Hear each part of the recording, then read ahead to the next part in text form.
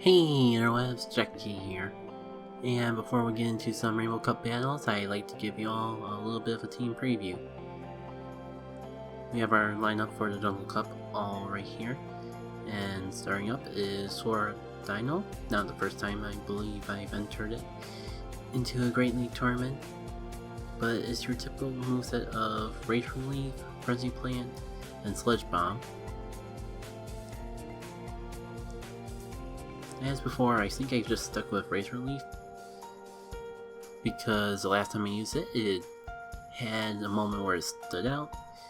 Though I think if I use it in the future, I'm going to try to remember to change it to the quick move that gives me energy, more so than the quick move that gives me flat out more damage. After that, we got another returning champion, Drill-A-Lot. Pretty much my fortress stand-in until I actually decided to put enough candy and stardust to make its fortress. It has the same moveset before of Infestation, X-Scissor, and Sledge Bomb. And I think its name of Drill-A-Lot is self-explanatory of why I've named it as such. I think from this point onward we're going to get into some new faces though. First up we have Trilops. Trilops is a lucky Magneton that I have. Yes, definitely not the most ideal IV set, but being lucky made it very cheap to race up, so I decided to give it a try, especially because I didn't really have a Magneton, or a Magnezone at the time that would fit the bill. After that we have Ornette, which is probably one of the less quality nicknames I've ever given a Pokemon. And the reason for that nickname, well, is it self-explanatory? Or do you just see that orange on his hair as red? It has your typical Vigoroth moveset of Counter, Body Slam, and Bulldoze. Vigoroth's just a Pokemon that stood out so well, especially with his Body Slam moveset, that pretty much every Jungle Cup team has to have one in some shape or form. So I'm just happy that mine was a shiny. Granted, maybe I could have gotten a little bit better of an IV set, but I forget for sure if that was the case. After that, we have Derpodites, though I think during the time frame of the tournament, her nickname was Derpoli. No, it would have been Derpatite, because I remember having a Derpalese, and Derpatite was the female equivalent. Not exactly the strongest IV set either, which may explain why I wasn't relying on it as much as I thought I would, but considering all the Heracross I got from when I went to Universal Florida, I figured I would try at least one of them for this particular set.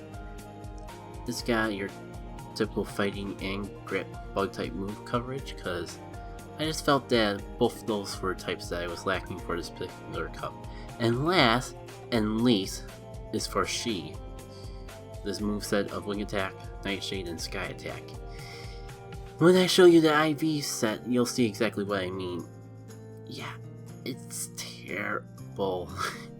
Probably the worst Pokemon I have moved on this set, but Noctowl does do pretty good in Jungle Cup, so I figure I have a Noctowl, or at least having a bad Noctowl was better than having no Noctowl at all.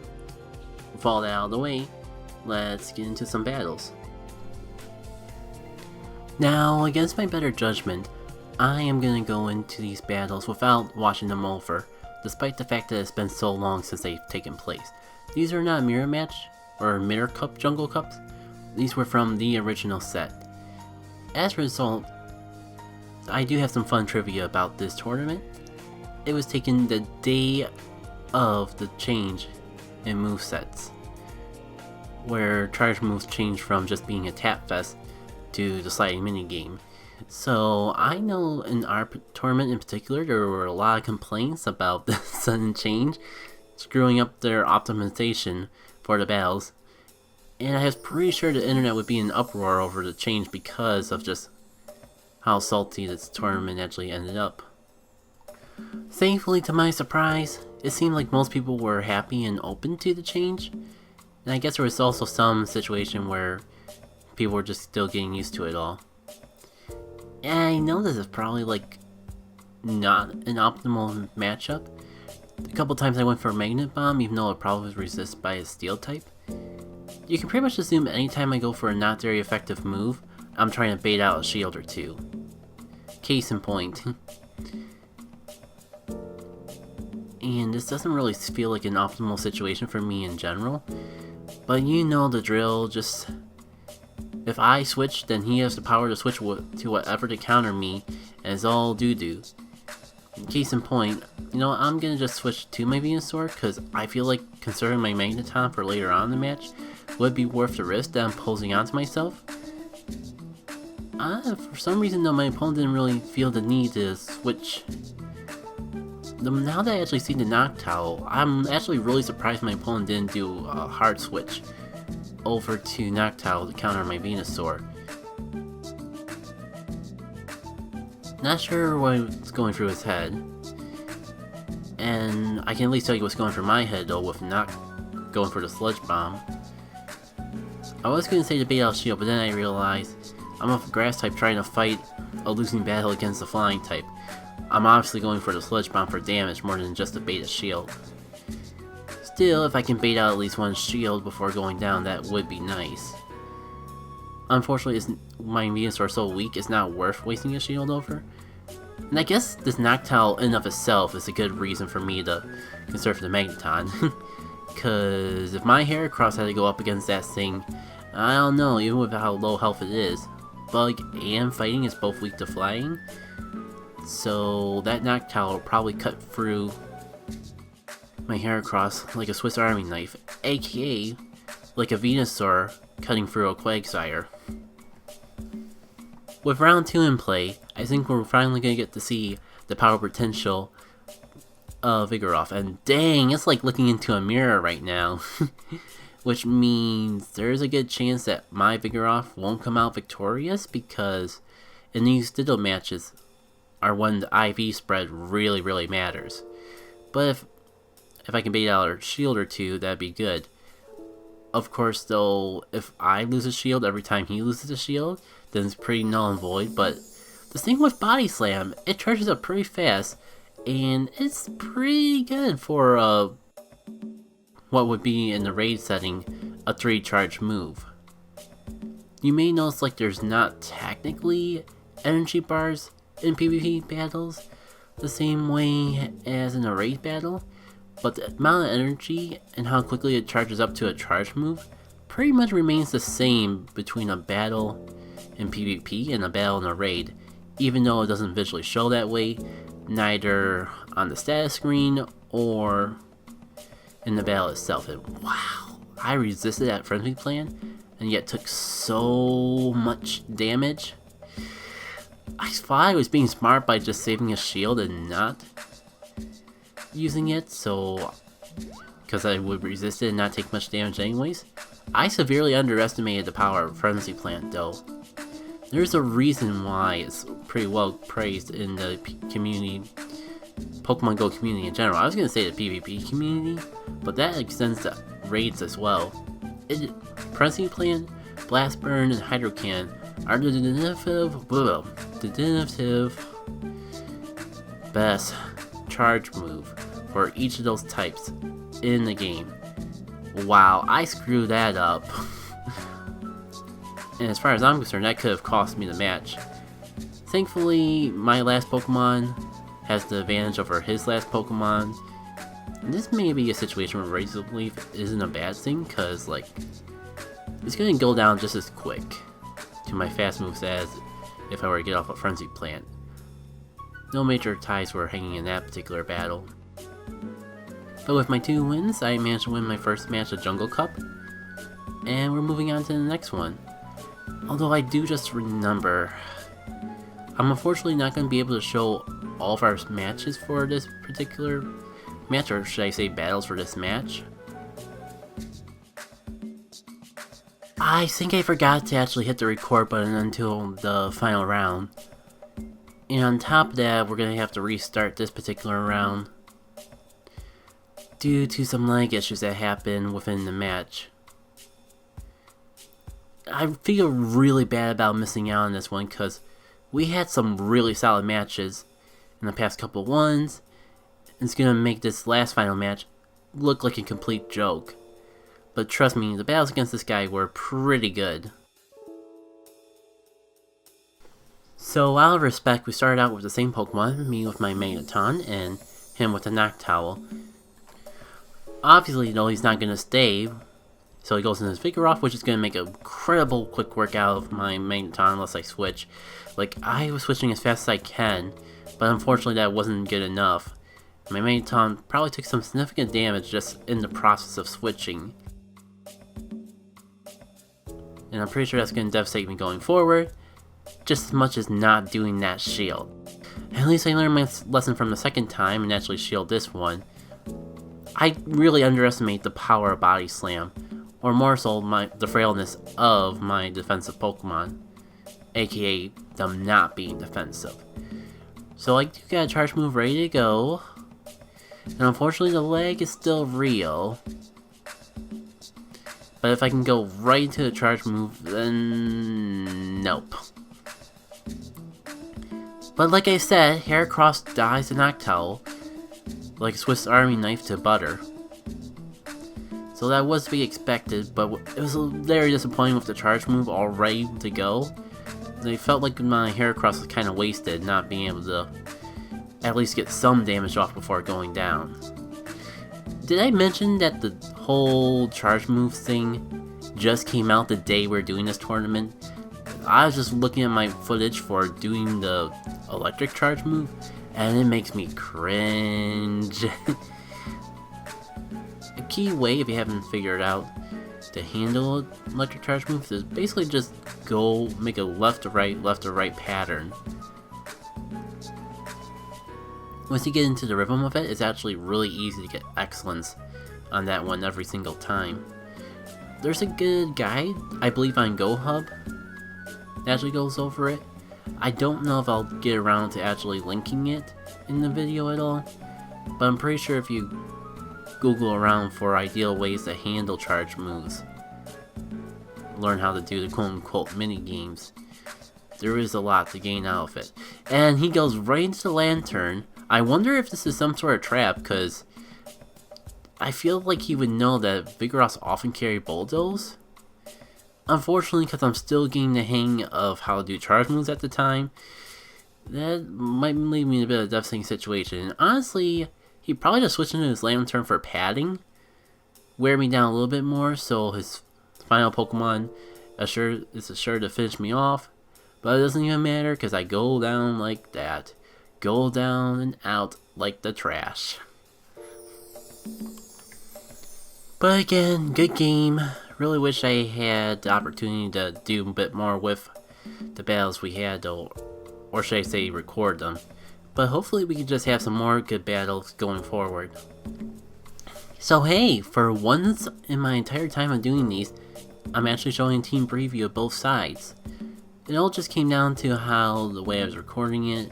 It was much easier to edit out. Well, this time it was right at the beginning.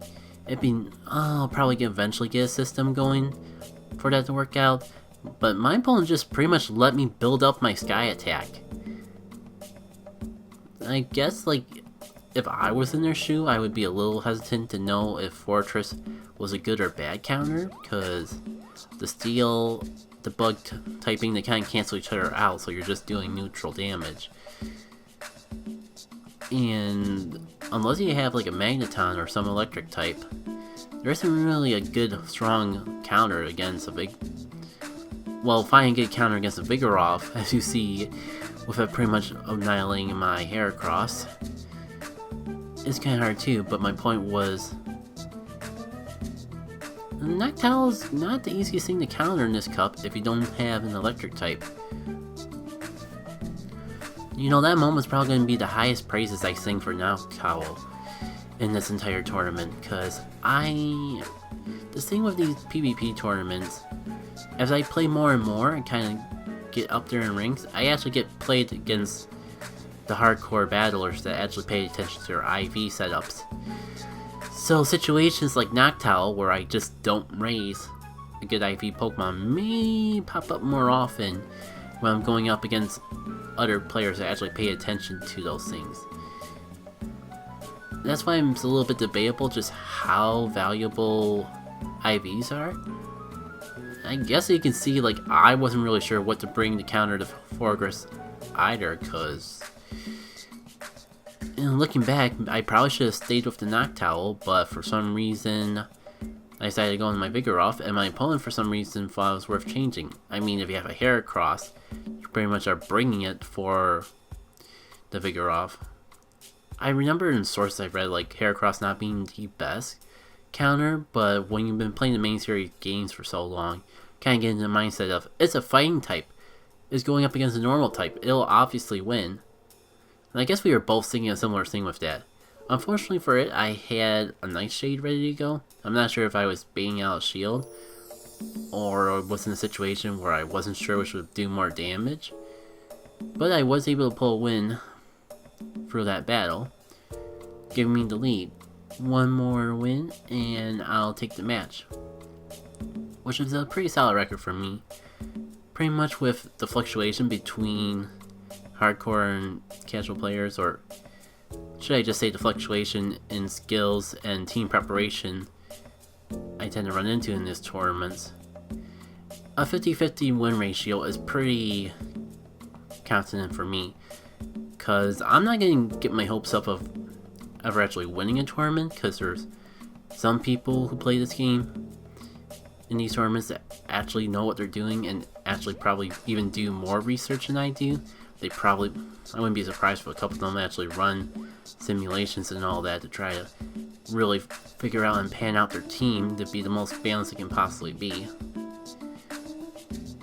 But you do also get people here and there that just play the game for fun. And of course I'm stuck in the middle. It's a kind of thing I find myself running into with a lot of whenever I get into the quote-unquote competitive scene. Like, I say that, but I more so just mean enter a tournament in general. Like, I kind of feel like I'm playing the game for fun first and foremost, but at the same time,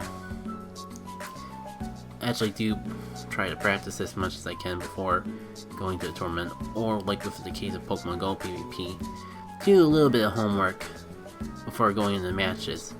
But there's also times that I do want to bring a Pokemon just because of the Pokemon I like Heracross is a good example. Because technically, like, yeah, it's fighting, so it'll have some matchups in the Jungle Cup, considering how it's pretty much the one time that normal types have been allowed in it. But I guess it's more so just because of how frail it is, not necessarily how weak it is. It may not be as optimal as some other counters you might bring for that particular type of Pokemon that Heracross would counter. I guess the point I'm getting at is, this is for fun, first and foremost, so I don't want to get too invested into it. Therefore, I know there's people who will get more invested into these tournaments than I do, so it's not very healthy to go into the mindset of, I'm gonna win this. Anyways, I think we're almost done. Down to the last Pokemon. I have 2. I have super effective advantage, so I'm able to pull the match. So I'm gonna level with you all. I was gonna make this one video, but after I finished recording the commentary for this final match, it went on beyond 15 minutes, making this whole video a few minutes over 30. So I think it's fair for me to cut the video here and make the final battle its own video. Besides, with there not really being too many options for PvP in my area for this month, it may be for the best if I spread out this content. It'll at least give me some more time to try to arrange more casual battles with friends or figure out something, but I can talk more about that in next week's battle video. Until then, I've been Jacket K, and if you enjoyed what you see, be sure to like and share around. Until then, I'll see you all later. Take care.